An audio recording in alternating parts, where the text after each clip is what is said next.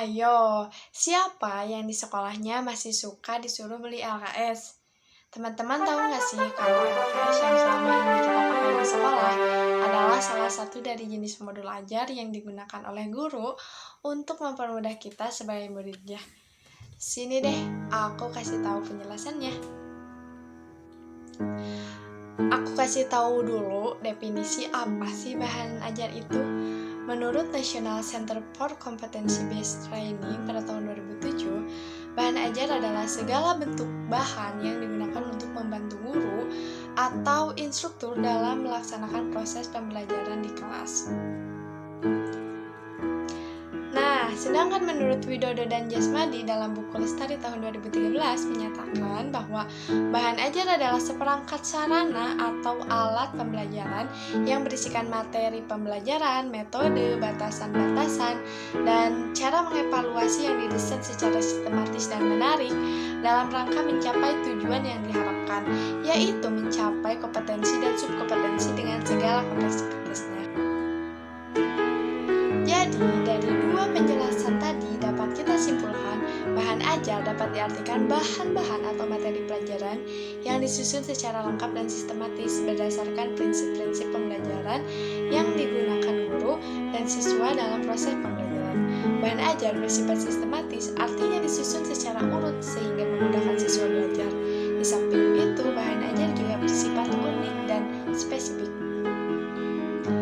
Setelah kita mengetahui apa itu bahan ajar, ternyata dapat kita bagi lagi kalau bahan ajar itu ada dua, yaitu bahan ajar cetak dan bahan ajar rancetak. Bahan ajar cetak dapat diartikan sebagai perangkat bahan yang memuat materi atau isi pelajaran untuk mencapai tujuan pembelajaran yang dituangkan dengan menggunakan teknologi cetak. Jadi, apapun bahan yang digunakan selama itu ada fisiknya dan berbentuk kertas, itu namanya bahan ajar cetak. Sedangkan bahan ajar rancetak itu sebaliknya, bahan ajar rancetak merupakan bahan ajar yang tidak di-print atau tidak dalam bentuk kertas. Salah satu bentuk bahan ajar atau modul ajar cetak adalah LKS. Udah pada gak asing kan dengan LKS? Ya betul, lembar kerja siswa adalah lembaran yang berisi tugas berupa pertanyaan dan langkah-langkah kegiatan pendidikan atau pemecahan masalah yang harus dijawab dan dikerjakan oleh siswa yang bertujuan untuk memberikan kemudahan siswa dalam memahami materi yang akan diajarkan dalam proses pembelajaran. Hal ini sejalan dengan pendapatnya Majid, menyatakan bahwa LKS adalah lembaran-lembaran yang berisi tugas yang harus dikerjakan oleh siswa.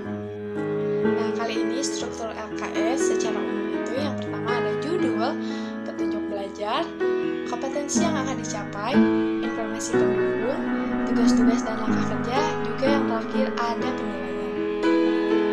Selanjutnya yang pertama ada kata pengantar, daftar isi, yang ketiga pendahuluan. Pendahuluan ini biasanya berisi tujuan pembelajaran dan indikator pencapaian pembelajarannya itu seperti apa. Yang keempat ada biasanya bab 1 yang berisi tentang ringkasan materi atau penekanan materi dari pokok bahasan tersebut. Yang kelima ada lembar kerja. Seperti yang kita ketahui kalau LKS pasti suruh ngerjain soal. Isinya itu ada penugasan yang akan dikerjakan oleh siswa itu.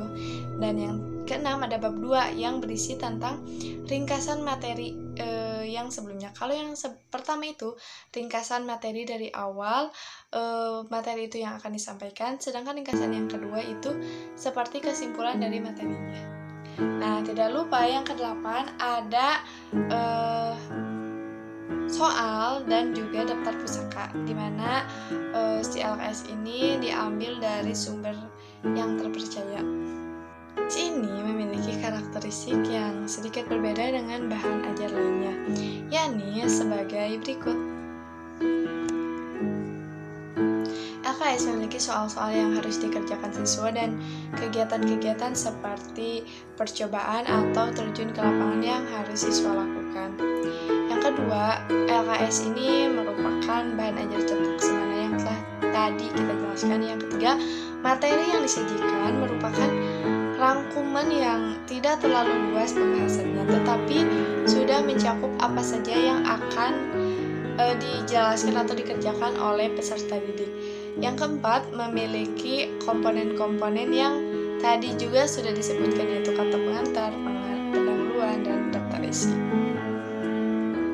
Nah, yang terakhir ada jenis-jenis LKS. Yang pertama, LKS penemuan, yaitu membantu siswa menemukan suatu konsep. LKS jenis ini berisikan apa saja sih kegiatan yang harus dilakukan siswa untuk menuntut siswa menemukan konsepnya sendiri. Yang kedua, LKS yang aplikatif integratif. Di dalam sebuah pembelajaran, setelah siswa berhasil menemukan sebuah konsep, siswa tersebut selanjutnya kita latih untuk menerapkan konsep yang telah dipelajari dalam kehidupan sehari-hari. Yang ketiga, ada LKS penuntun, yaitu berfungsi sebagai penuntun pelajar.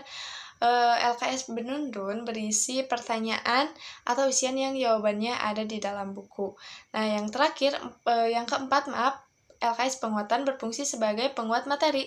LKS penguatan diberikan setelah siswa selesai mempelajari topik tertentu. Materi pembelajaran yang dikemas dalam LKS penguatan lebih menekankan dan mengarahkan kepada pendalaman dan penerapan materi pembelajaran yang terdapat di dalam buku ajar.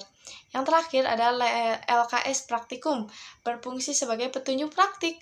Tanpa memisahkan petunjuk praktikum ke dalam buku tersendiri, kita dapat menggabungkan petunjuk praktikum ke dalam kumpulan LKS.